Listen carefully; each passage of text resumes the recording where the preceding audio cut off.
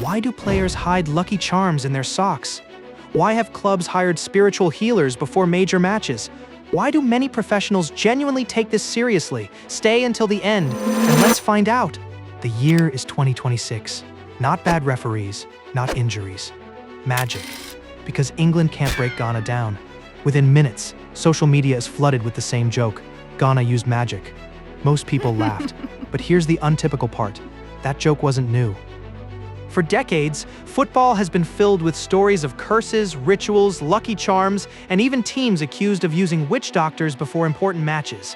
In a sport powered by billion-dollar technology, world-class coaches, and endless statistics. Why do so many people still believe in magic? Football is supposed to be about skill, tactics, and hard work. But if that's true, why? Even in the modern era of sports science and data analytics, are football fans still accusing teams of using magic? The strange truth is that football has a long history with superstition, curses, and stories that sound completely unbelievable. And some of them happened surprisingly recently. One of the biggest examples came during the 2026 World Cup. When Ghana managed to hold England to a shocking draw, social media exploded with jokes and memes. Thousands of fans joked that Ghana must have used African magic because England simply couldn't break them down. But there was no evidence of anything supernatural.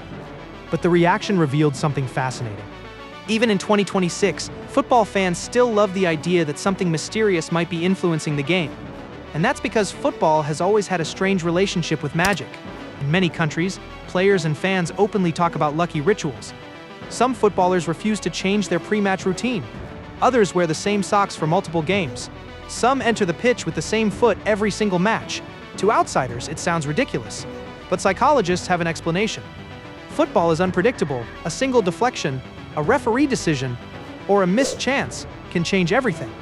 When people face uncertainty, they naturally look for ways to feel in control. That's where superstition begins.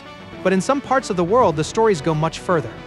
There have been reports of clubs consulting spiritual advisors before important matches.